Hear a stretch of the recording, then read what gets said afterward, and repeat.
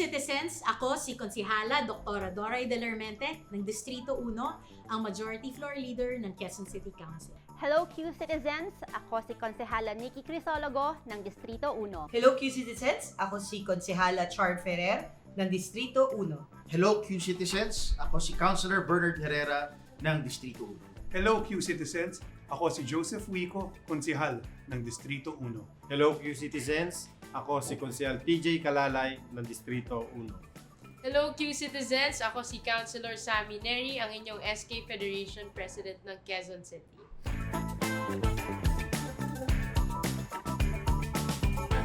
Isa tayong doktor, simula nung naging konsel ako noong 2007, of course, andyan yung mga medical programs natin, mga libreng operasyon, libreng check-up, mga gamot, at iba-iba pa. Isa rin sa pinaka paborito ko, masasabi ko, ay yung livelihood programs. Kasi naniniwala ako sa kasibihang, do not just give them fish, but teach them how to fish. Isa sa kinilala ako, di lamang sa QC, kundi sa buong Pilipinas, ay yung aking plastic ordinances.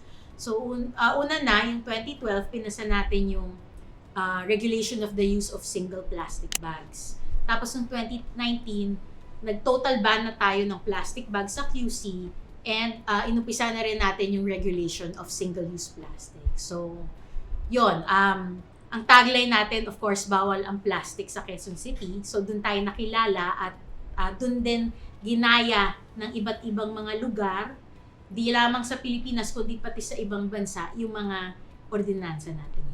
Yung sa mga proyekto naman, unang-una po siguro yung vaccination po ng HPV natin. Kasi po sa totoo lang, napakadami po talaga nating vaccines ngayon, pero konti pa lang po na vaccine natin na mga 9 to 40 years old at libre po to.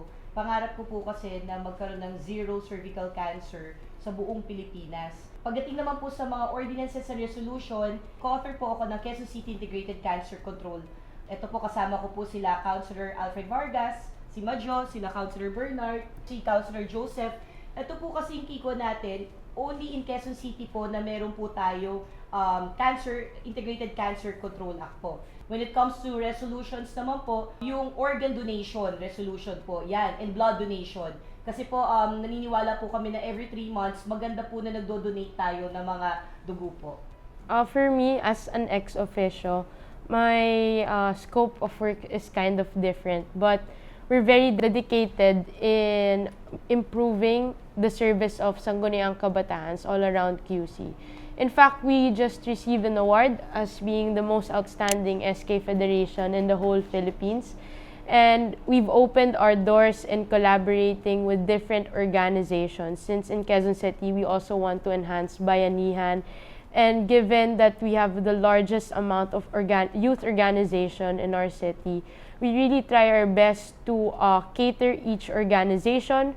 We've also partnered with different departments and offices in Quezon City.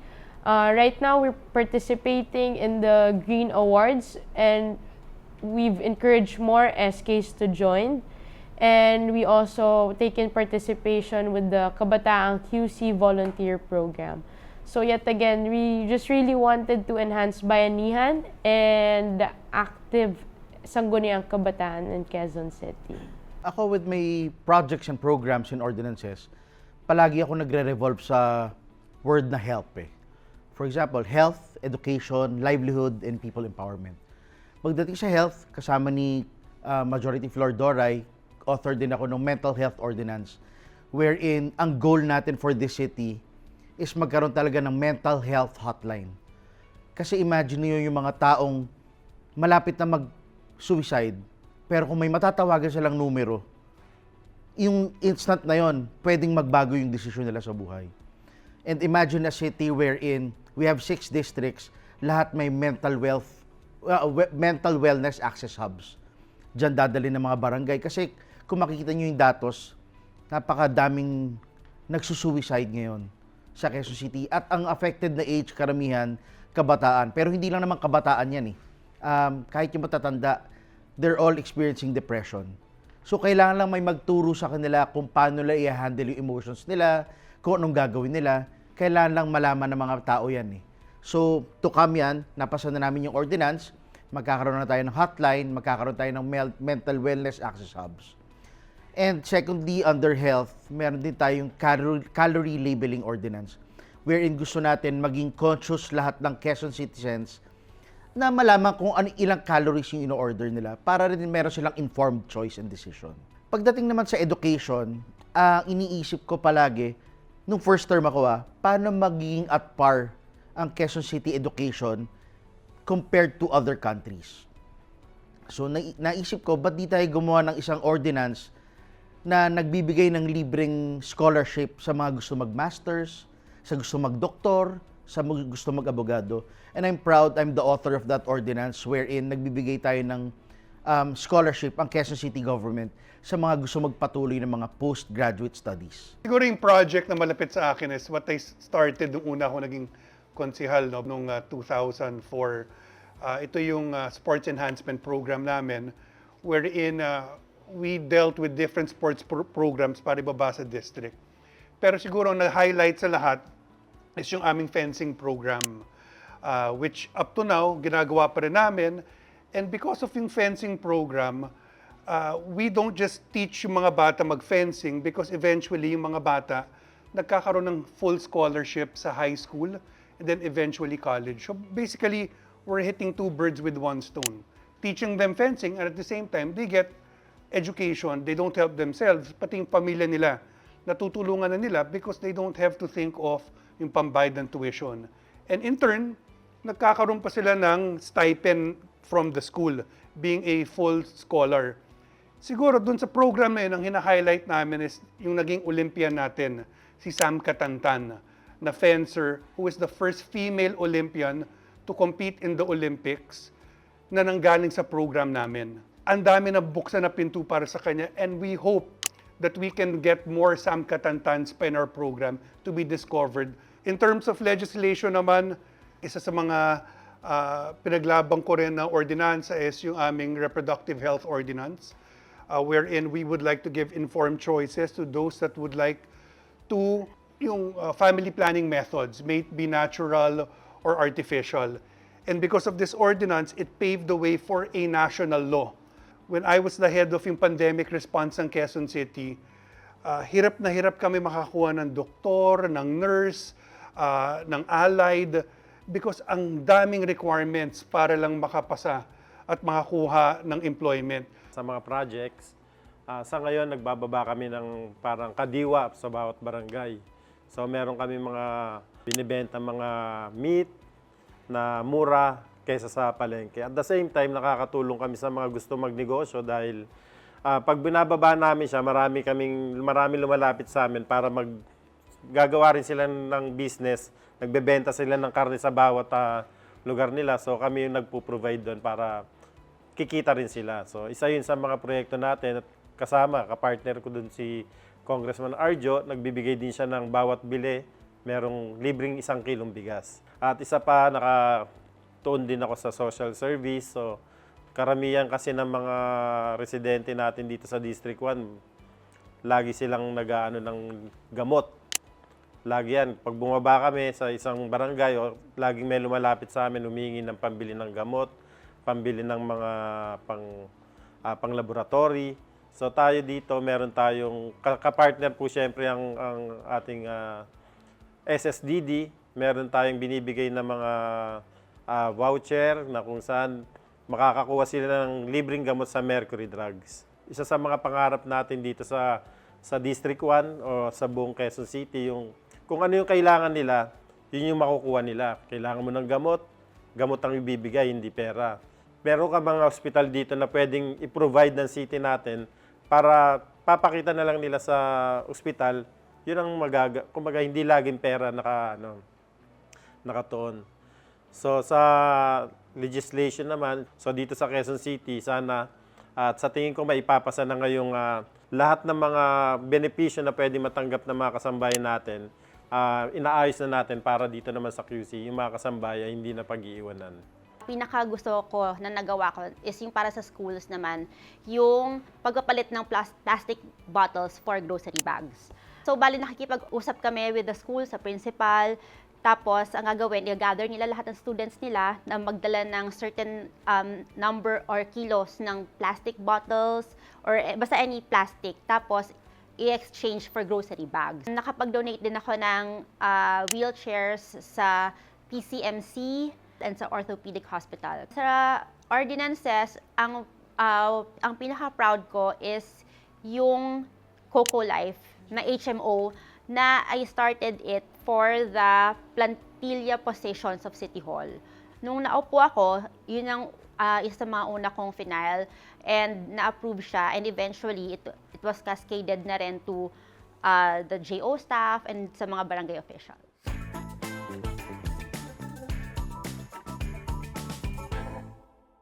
Sa akin, CrossFit Republica. Yun kasi nasa Barangay San Antonio.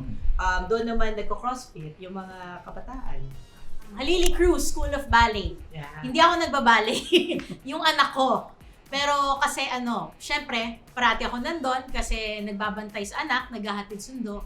Pero kilala kasi siya, hindi lamang sa Pilipinas, kundi sa buong mundo, na isa sa mga best ballet schools. Ako sa Lavaria Boxing Gym. Yun. Kasi mas madalas pa ako doon kaysa sa bahay tsaka dito sa office. Tsaka syempre, gusto ko rin doon dahil yung si Lavaria, isa siya sa nabubuhay pa na world champion natin ngayon na nandyan pa. Taga Quezon City. Siguro po yung Veterans Golf Club. Since I get to hang out with my friends and meet new people and do my favorite hobby and sport. Ako, mahilig kasi ako sa greens eh. Hindi yung greens na mga puno. Mahilig ako sa mga Nature! kasama yung pamilya ko, may dalawa kasi akong batang anak pa rin. Dinadala ko sila sa circle. Kasi unang-una, maganda para sa mental health. Diba? Pangalawa, nag-enjoy yung mga anak ko nagtatakbuhan doon. Nakikita nila kung ano mga magagandang tanawin. Saka very environment friendly. Nagja-jogging ka doon. Jogging in place. Well, ako, siguro, Quezon Memorial Circle na rin. Oo. Kasi sinasama ko yung asawa ko doon, especially pag nagbibili siya ng mga orchids. Ako, well, hindi siya tambayan. Yung dapitan, di ba? Kasi lalo na ngayon mag-Christmas na, nandun yung mga ang gagandang mga decorations or basta mga gamit na hindi mo makikita sa malls. Yun, yung mga antiques, mga ganyan. Mga designs na kakaiba. So yun, maganda puntahan. Favorite coffee shop or tea place? Meron akong sinusuportahan sa may barangay namin, kapitbahay namin, Kalinaw Coffee. Sarap doon. Ang sarap ng kape, masarap mag-meeting, ang ganda ng ambience. Ako naman, meron akong pinupuntahan with my wife. Along Del Monte Avenue siya, sa may barangay Manresa. Very good na green tea place. Hole in the wall siya, maliit lang siya. Nakalimutan ko na yung pangalan. Pero very good yung green tea niya. It's all over TikTok. District 1 yun. Medyo parang Yung may butas lang talaga. pero pwede ka rin pumasok din sa loob. Hindi, yung sinasabi niya, yung may butas sa District 4 yan. Maraming may butas. Hindi na sa District 4. Yung gano'n. Anong butas yun? Favorite kainan? Bugis. Shock. Bugis sa Banawe rin yun. Alam mo anong favorite natin? Yung Original Paris. O yun, original Yan, Paris original sa Retiro. District 1 yan. Sa Retiro. Paris Retiro tsaka Jonas. Short Yan. horn. Yung Paris din. Short Short or Paris. Sarap.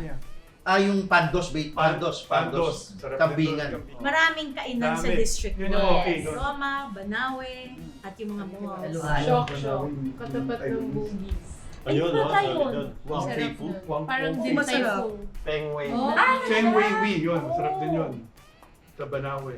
Ako sa syempre sa mga laloma. Diba? Yan. Laloma, Sa Paris inyo, sa Retiro. Project 6. Ay, Ay, masarap oo, yung ulo. project. Ulo. Ulo-ulo. Ulo-ulo sa Project 6. Ulo-ulo. Sa Sarap, likod, pare. sa likod ng veterans. Ulo sa may butas. Tapos sa Laloma, syempre andyan si Pingping, sila Paris Retiro, Dami. mga litsunan sa Laloma. Okay, marami po kasing mga tourist spots dito sa District 1. Quezon City is known as the green lung of Metro Manila. Ibig sabihin nito, Quezon City yung pinaka color green Actually, baka kami nga lang yata yung natira na pinakamaraming puno. Sa District 1, 2 ang malalaking parke namin. Yung Quezon City Circle at yung Parks and Wildlife. Gusto kong i-promote, lalong-lalo na yung Parks and Wildlife sa mga pamilya na gusto ng nature at gusto makalanghap ng sariwang hangin, dalhin nyo lang yung mga anak nyo sa Parks and Wildlife. Dahil ngayon ay buwan ng Agosto, August 23, Pugadlawin Day. So yung Cry of Pugadlawin,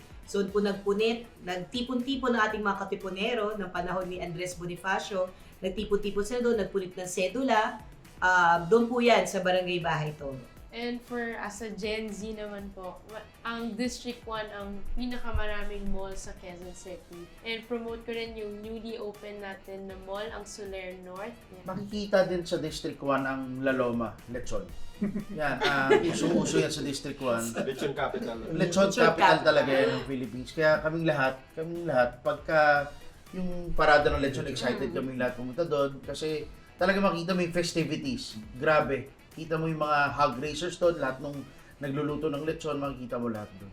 Siguro sa amin naman, sa may Fernando Po Jr. Avenue is yung Las Casas de Quezon City, wherein dinevelop to ng mga Akuzar para maging events place. It was formerly bahay namin, is binili nila. So, magandang area siya doon.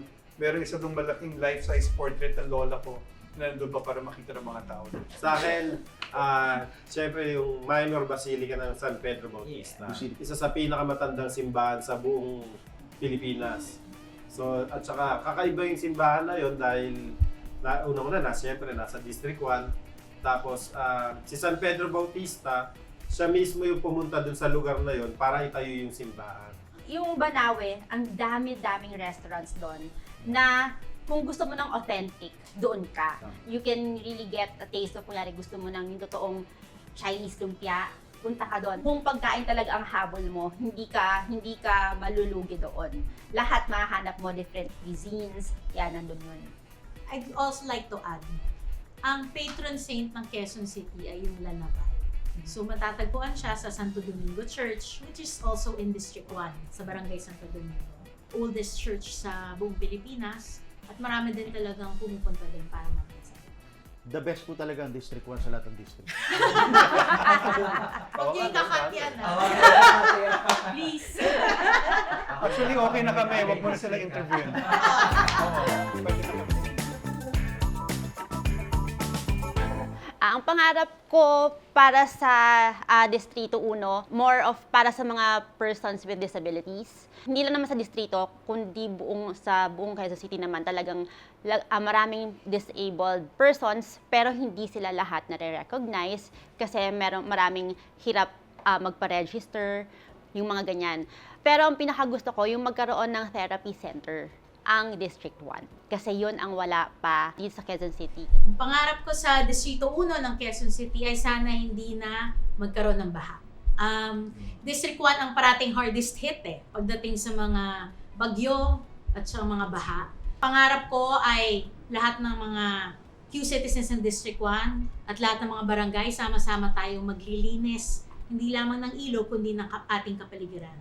Sama-sama at pagtulungan natin na mawala na ang plastic waste sa ating distrito para magkaroon tayo ng magandang kinabukasan para sa ating mga anak o sa mga kabataan na hindi na binabaha ang District 1, mamuhay sila sa isang malinis na kapaligiran. Ang pangarap ko sa Distrito 1 ay bilang chairman ng Disaster Risk Reduction ay yung maging handa lahat ng mga barangay, hindi lamang sa ating city, na kapag nagkakaroon ng disaster, lahat tayo mabilis ang ating pagresponde. Pangarap ko po na yung mga tao na nangangailangan makakuha agad ng sapat na may bibigay, hindi na nagsasabi tayo ng mga sana all, kundi lahat talaga mabigyan natin ng tamang serbisyo. Pangalawa, pangarap ko na sana lahat ng mga nasa mga barangay natin magkaroon ng mga kanya-kanyang eco-village kung saan na pinaghahandaan natin yung pagbibigay ng mas magandang environment para sa ating mga tao. Ang pangarap ko naman para sa kabataan ng Distrito 1 ay sana mas maging aktibo tayo sa proyekto ng ating mga sangguniang kabataan rin at makiisa tayo. Sana ay makapagtapos tayo ng pag-aaral natin dahil bilang mga pag-asa ng bayan, malaking pong papel ang ating pag-aaral para sa ating hinaharap. Ako naman ang pangarap ko para sa Distrito 1. Well, mangangarap ka na lang rin lakihan mo na, di ba? Imagine a district wherein ang tao hindi mo kailangan matakot kung wala kang pambayad sa ospital.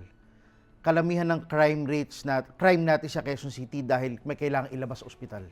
Di ba? Kaya magnanakaw. Imagine mo kung secured sila pagdating sa healthcare services. Napakagandang distrito nun. Tsaka, maging food secure ang mga tao wherein strengthen talaga yung urban agriculture natin. Kung kailangan mo ng gulay, pupunta ka lang doon sa community mo para magpitas ng gulay, ng prutas. Isipin mo kung gaano kaganda yun. Well, ang pangarap ko sa ating distrito ay sana yung gobyerno natin ay matugunan lahat ng mga problemang kaya natin mabigyan ng lunas. Pero magagawa lang natin to kung yung taong tutulungan natin ay handa ring tulungan ng kanyang sarili. Sa akin naman, ang pangarap ko sa Distrito 1 at sa buong Quezon City, syempre, magkaroon tayo ng kapalagayan ng loob pag naglalakad tayo sa kalsada, hindi tayo nininervyos, hindi tayo, alam natin na secure tayo sa lahat ng mga masasamang loob. Kumbaga, wala dito, wala sa Quezon City ang salbahe. Crime-free tayo. Muli, ako si Konsehala Nikki Crisologo ng Distrito 1. Muli, ako si Dr. Doray Delermente ng Distrito 1. Muli, ako si Konsehala Char Ferrer ng Distrito 1. Muli, ako si Councilor Sammy Neri, ang inyong SK Federation President ng Quezon City.